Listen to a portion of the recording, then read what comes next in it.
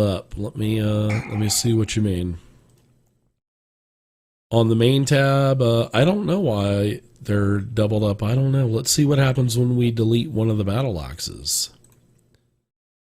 In fact, we cannot delete them, it looks like. So, battle axe, looks like there's only one. So let's delete the battle axe off your character sheet. And does it delete it? Okay, it deletes it out. So let's delete the maul. So it looks like it, oh, and your crossbow. So let's see, crossbow, there's only one. This is weird. So let me go back into the items and we'll do this, let's see if we get this, that repeats. So the maul is equipped, and the maul, now do you only see one now? I do. I don't know, that's weird, isn't it? Yeah, let me try the axe, see what happens. Sure. Yeah, when you drop the axe onto your inventory tab, make sure you check the equipped. Make sure it says equipped. So the radial button over to the right. There you go. So yeah, it added two battle axes. When I drop them, it's dropping two of everything. That's weird. Let me see if I only get one.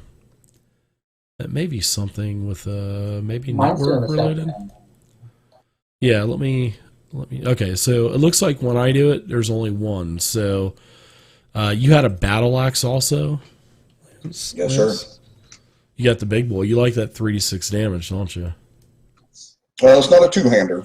Oh, okay. It's not. Oh, that's right. You don't have the strength yet for that. Oh, wow. So it did add two battle axes. Yeah. I mean, I haven't really tested it that much, so it may be something that just needs to be adjusted. So, but I'll look into it though.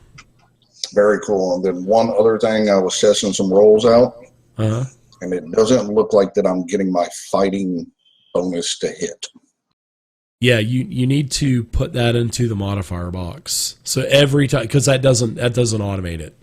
So like I was saying earlier, we're going to have to use the modifier box in the lower left-hand corner quite a bit because of the lack of automation. So you would add, fighting. And then if you have an ability focus of strength, of fighting battle axe, then you would add another two. So you would have 3 plus 2 more because you have fighting battle axe. You know what I mean? So yeah, definitely get your focuses at level 2. I'm sure that will be everybody's first thing they take. So, So we can just choose any 3 spells. Any 3 spells, but remember, you get 2 different fields of magic that you specialize in. So to get the bonuses, I would choose spells from the fields that you choose. So I get to choose the fields of magic first. I get 2 fields of magic, so I want to do entropy and. Okay, so what you would do, Wiener Noggin, you would go to your intelligence tab, the main tab, and under intelligence, you would choose entropy and whatever, and put that like a comma after historical lore. There you go. So anytime you cast entropy spells now, and your blood spells, and be careful using blood magic. Well, you've played Dragon Age games before, so yeah, I'll get Jack. Yeah, you will. I'm already going to get Jack because I'm using magic. So you're going to get if you're using any entropy or blood spells, you're going to get +6, which is a hell of a good bonus at level 1. You know what I mean? So, which is good. Okay. Now choose 3 from those categories. Correct. I remember I see the alphabetized stuff, but I remember seeing somewhere in your thing that all the spells were listed by they were all listed by categories, blood magic, and where is that? I shared it to you already. The magic. Right. When you go to Dragon Age Player's Guide in the story tab in the parentheses there, under basic rules magic, I would hotbar that, and then. Yeah, there you go. And then it has all the spells and stuff as well. And don't forget, And the last thing we'll talk about is coming up. But you have any other questions, Worm? You saw the magic, and you can see the four fields of magic with all the spells. Okay, cool. Yeah, I'm thinking maybe, I don't know. I'm gonna just look through the spells real fast and see if maybe I want to get a summon. Yeah, that'd be cool. I like to have things. I like to have things that fight on my behalf. Yeah, but I figure I've got a bunch of losers on my party. So. They're hey, Sven takes great insult. That was funny. I finally watched Guardians of the Galaxy for the first time, which is probably my favorite Marvel movie. And when he says, "You know what I see? I see a bunch of losers," and then they all are like Drax is like wanting to kick his butt, but then he says, "Losers. I mean, people that have lost something before." So he changes the tone really quick. But oh yeah, that's a great movie. So last thing I want to talk about, and Worm, do you have any more or other questions? I'm sorry about that. Nope, not yet. I'm cool. Okay. The big gimmick in Dragon Age are stunts. I mean, there's stunts for combat. There's stunts for spells. There's talents that you can take that will give you even better stunt tables for each different field of magic. There's role-playing stunts. There's exploration stunts. And if you guys are wondering what the hell a stunt is, then what I would recommend you doing is clicking back on the Dragon Age Player's Guide that I made and click on all the different stunts. They're towards the bottom of the basic rules section. So stunts combat. Lance, you would use that because you're a warrior. The rogues would use it. Spell stunts. So, yeah. Stunts are... Lance, give me a roll with your battle axe. An attack roll. Okay. And if you guys haven't read about stunts, stunts are awesome. Okay, this is cool. So anytime you roll an attack, whether it be for a spell, whatever, he rolled a 5, right? Now, obviously, that would probably be a miss. So, but see, he rolled doubles. Now, if that was a hit, see how the red die, there's 3 die, 3d6, right? 2 die are black, 1 are red. The red die is called your stunt die. Now, if Lance would have rolled a 6, and the red 3, that would have been, a 15. And that would probably hit just about anything. So he had doubles, 2 6s, right? We're replacing those ones with 6s. So, and the red die is 3. So that means he's got 3 stunts to spend, 3 stunt points to spend, which is like the cool thing of Dragon Age. And here is your list of combat-related stunts, and I'm sharing this for you, Lance. So you have 3 points to spend, and you can spend those points any way you want to. So you can on the monster that you're attacking. On this turn, right? On this turn, you have to spend the stunt points. You cannot save them up. You lose them if you don't use them. So you could do 3 skirmishes, 1+ there at the top. 1+ skirmish means you can use skirmish more than once. So if you could use all 3 of your skirmish points to where you can move yourself or the target of your attack 2 yards in any direction. So you can move him 3 squares away with 3 stunt points. See what I mean? So you can move yourself or the monster, and there's no attacks of opportunity in Dragon Age. So you can just run around with your head cut off on, the battlefield. You could do a mighty blow, which would be 2 points, and you inflict an extra 1d6 damage on your attack. So instead of 2d6, you're going to do 3d6. And then you got a point left over, so hell, why not go ahead and skirmish him or skirmish yourself? You know what I mean? So that's pretty cool. Yeah, you can have up to 6, and for 5, you can do lethal blow, which is an extra 2d6 damage on your attack. So that's pretty cool, isn't it?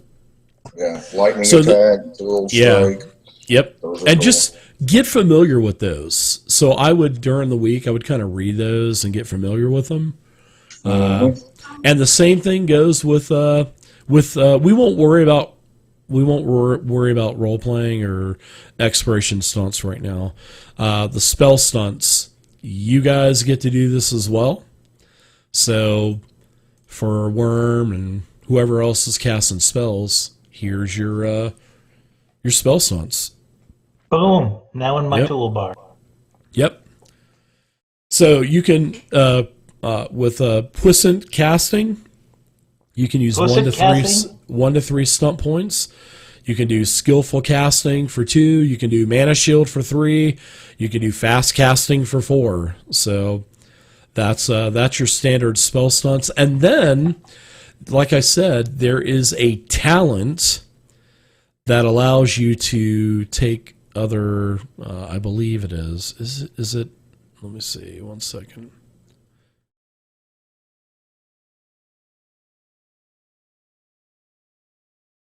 It may not be.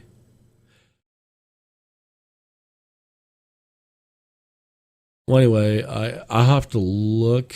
I don't. Yeah, I think it might be.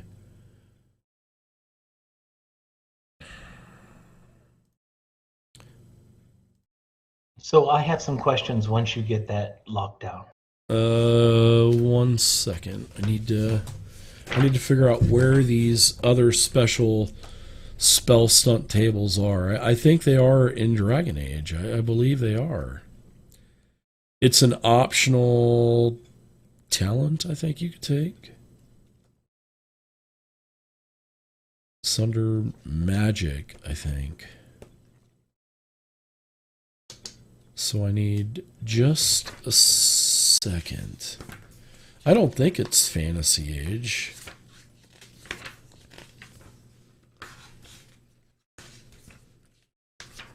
It may be Fantasy Age. Okay, here we go. Advanced spell stunts. So, okay, so it is, yes. There are extra. So there's a creation, primal, basically the 4 different spell schools. There's stunt tables for them as well.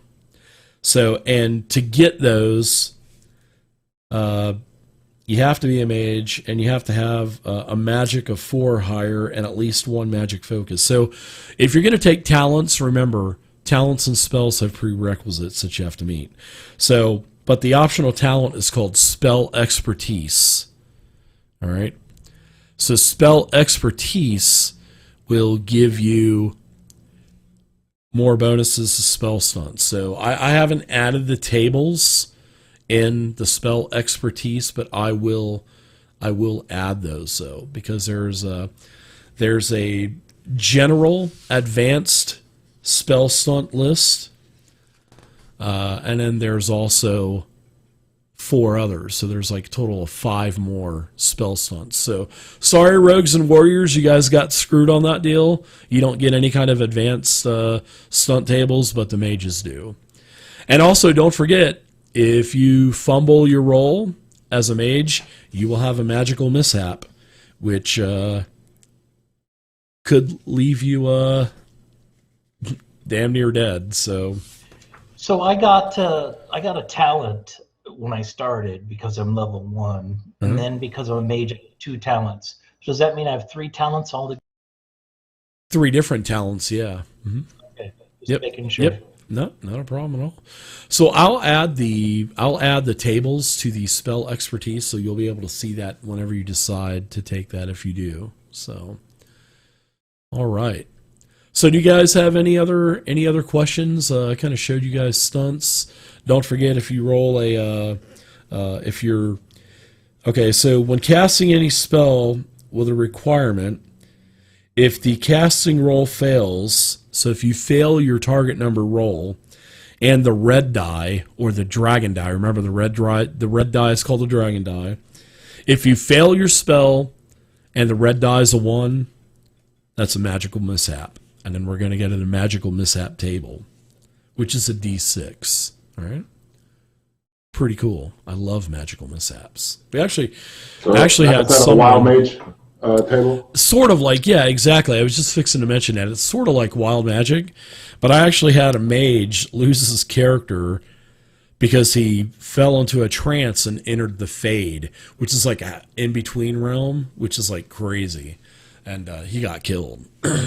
So, yeah, don't forget magical mishaps. Now, the last thing that I want to talk to you guys about, and wow, I can't believe it's almost 6 o'clock. I'm going to like the 2-hour games because it's going to keep us engaged, and we're going to pretty much play just about every week. So that'll be nice to get 4 sessions in. I think the shorter sessions every week is, in the long run, going to help us because we're just going to get to play more.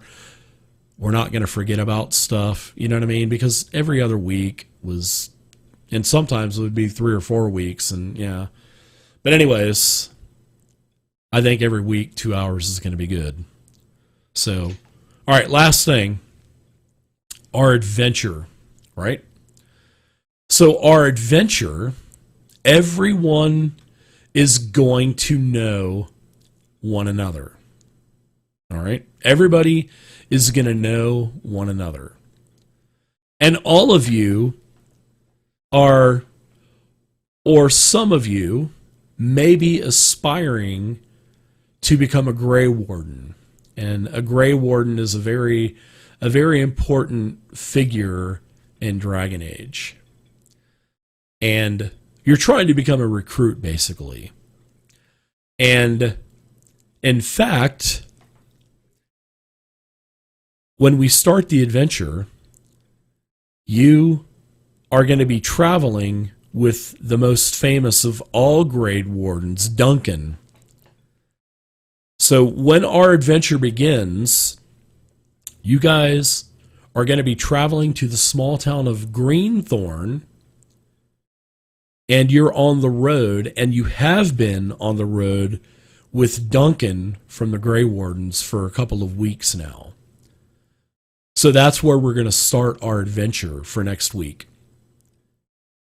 Maybe you might want to be a Grey Warden. You might not want to be. But anyway, you're traveling with Duncan, the main. He's like the leader of the Grey Wardens.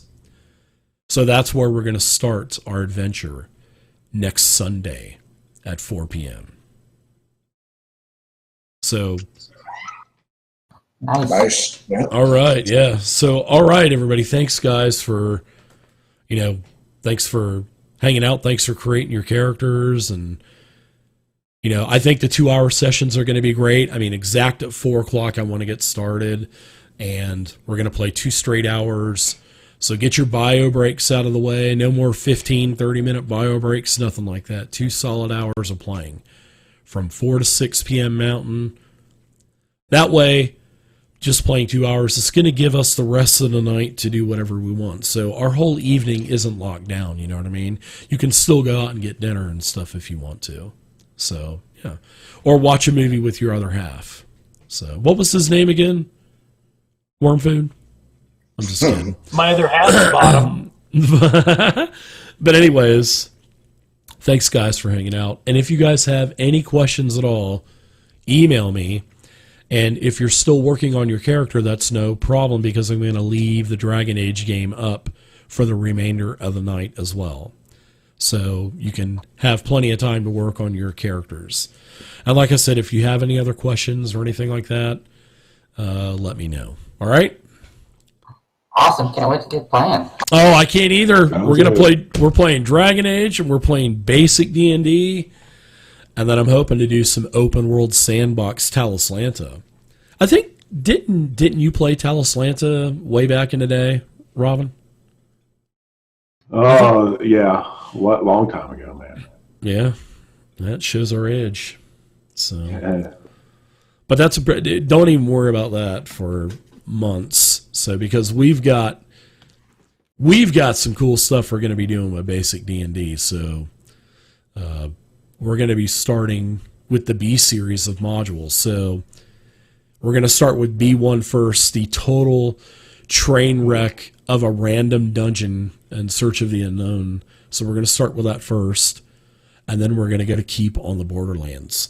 So don't, if you guys, yeah. So we're going to do B1, then we're going right to B2, B3, B4, etc. And then when we get to about level 5-ish or so, then we're going to start doing X modules. And then we'll do X modules up to about maybe 10 or 15. And then we'll go back to basic, start new characters, and start where we left off with like B5 or B6 or whatever. So the goal is to play, I want to play at least every B and X module. I want to play those. Because there's quite a few of the X ones that I didn't get to play. And then I also have Thunder Rift ready to go. All 8 modules of Thunder Rift. So I want to do the Thunder Rift setting also. Gonna have fun. So thanks for your patience, guys. It's been a rough couple of years since I moved to El Paso. Especially since, my mother moved in a year and a half ago. That just kind of threw everything schedule-wise just kind of out of whack. So but I'm glad, I'm glad to be doing that. So, and then I'm going to have some of the one-on-one adventure modules too for basic D&D. So I'll probably run each of you through one of those also with the pre-generated character that comes with the module, and we'll see if you survive. And if you don't, then we'll have somebody else try it. But I'm going to play, there's a solo adventures too, like choose your own solo adventures. I'll be doing those. I'll be having fun with those. I'll be floundering. That's going to be my time to play. So the solo modules. That'll be good TV. Yeah, it will. Especially when I start rolling horribly. So, all right, guys. Well, I'll leave the game up for you. If you guys have any questions, feel free to leave it in the chat in the game, or feel free to email me or whatever, and I will. I'll get back to you as soon as possible. So thanks, everybody. I appreciate you guys. I appreciate, number one, honestly, really, seriously, guys, I appreciate your patience. I mean, it's been, like I said, it's been a rough couple years, and I have been so gifted as a dungeon master to have the best players, man. And I have so many players that I would love to have in this game too, but I'm going to rotate. When I rotate after football season starts up, I'm going to rotate the game from from Sunday to Wednesday, and then I'm going to rotate others. We'll rotate others in and out. So if there's a particular game you don't want to play, if you don't want to play basic, you don't have to play. We'll rotate somebody in. So especially when we get to the Starfinder game and the Pathfinder 2 game, if you guys don't want to play those, we'll rotate other people in.